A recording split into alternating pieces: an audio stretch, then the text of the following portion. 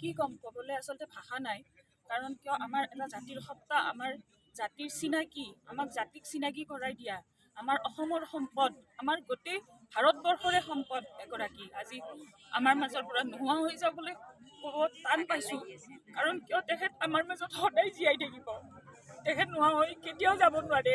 আৰু এইখিনিতে আমি আমাৰ স্বাস্থ্যই পৰম ধৰ সংস্থাৰ পৰা আমি আজি শ্ৰদ্ধাঞ্জলি অনুষ্ঠান এটা ৰাখিছিলোঁ। আৰু এই চেগতে অসম চৰকাৰক এটা দাবী আছে আমাৰ ফালৰ পৰা, নৰ্থ ইষ্ট ফেষ্টিভেল কিয় ছিংগাপুৰত পাতিব লাগে, তেখেতক কিয় লৈ যোৱা হ'ল, তেখেতক কিয় প্ৰটেকশ্যন নিদিলে, আমাক তাৰে উত্তৰ লাগে, তাৰে তদন্ত লাগে উচিত, তেওঁলোকৰ ওপৰত বিচাৰ পাতিব লাগে। আমি এইটো সকলোৱে বিচাৰোঁ, আমাৰ অসমবাসী ৰাইজৰ হৈ আমি এইটো দাবী কৰিছোঁ, আপোনালোকে এই উচিত তদন্ত হ'ব লাগে, আমাক দিব লাগে বিচাৰ। আমি জুবিন গাৰ্গক তেখেতক লাগে, আমাক মুঠতে তেখেতক লাগে। আৰু নোৱাৰো ক'ব, মই বিশ্বাস কৰিবই নোৱাৰো এতিয়ালৈকে যেন তেখেতে আকৌ উঠি পেলাই ক'ব মই ধেমালি কৰিছিলোঁ, তেনেকুৱা লাগি আছে। মানে বুজাব নোৱাৰো, ভাষা নাই, কি কৰিম কি নকৰিম সেনেকুৱা হৈ গৈছে। গতিকে এই যে ছিংগাপুৰত কি দৰকাৰ আছিল নৰ্থ ইষ্ট ফেষ্টিভেল পাতাৰ? অসমত জাগা নাছিল, আমাৰ গোটেই নৰ্থ ইষ্টত জাগা নাছিল নেকি? কি ক'ম, আমি আমাৰ অসমীয়াৰ বিয়াৰ মঠো আমাৰ জাতিৰ এটা সপোন বুলি ক'ব লাগিব। তেখেত আমাক সপোন দেখুৱাই গ'ল, 52 বছৰ বয়সতে আমাক এটা সপোন দেখুৱাই গ'ল। আমাৰ সাংস্কৃতিক জগতখন কিমান চহকী কৰি থৈ গ'ল আমি ইয়াতে জানোৱেই। তেখেতৰ মৰ্মান্তিক মৃত্যুৱে আমাৰ অন্তৰত যি বেদনা দিছে, আমি সেইটো জীৱনত পাহৰিব নোৱাৰিম। নলবাৰী গৰ্ডন খেলপথাৰত আমাৰ স্বাস্থ্য পৰম্পৰা সংস্থাই আজি ৰাতিপুৱা এই মহান শিল্পীজনৰ স্মৃতিত আমি তেখেতক এপাহি ফুলেৰে প্ৰত্যেক সদস্যই শ্ৰদ্ধাঞ্জলি জ্ঞাপন কৰিলোঁ। আৰু তেখেতৰ কৰ্মৰাজি, তেখেতৰ প্ৰতিভা আমি সদায় আমাৰ অন্তৰত জীয়াই ৰাখিবলৈ চেষ্টা কৰিম।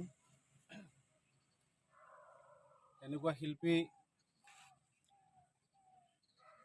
বহুত জনম ধৰি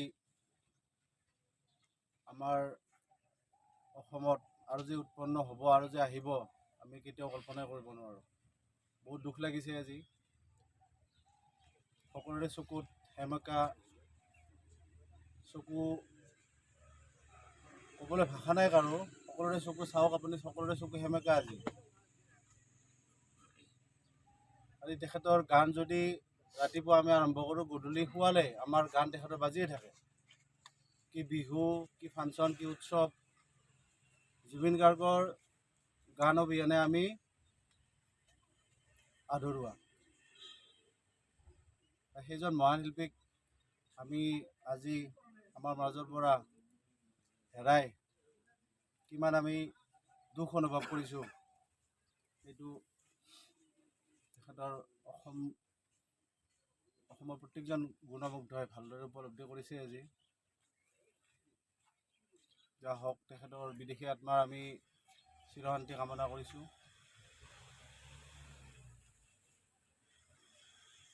জুবিন গাৰ্গৰ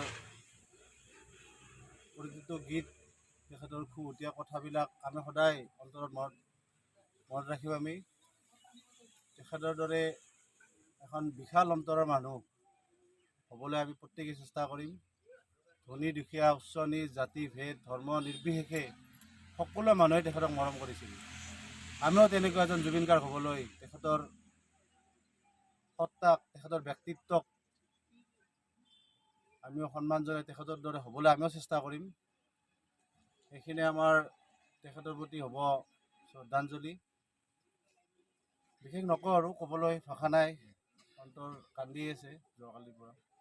হয়, মই তাকেই কৈছোঁ, তেখেতৰ মনত ধনী দুখীয়া, উচ্চ নীচ কোনো কথা নাছিলে।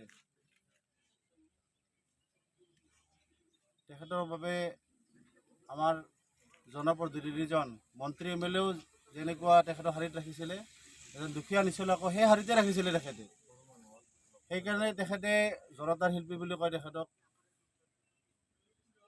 বিতৰ্কই তেখেতক লগ এৰা নাছিলে আৰু যিবিলাক মানুহ স্পষ্টবাদী সেইবিলাক মানুহ বিতৰ্ক থাকেই, আমি প্ৰত্যেকেই জানো।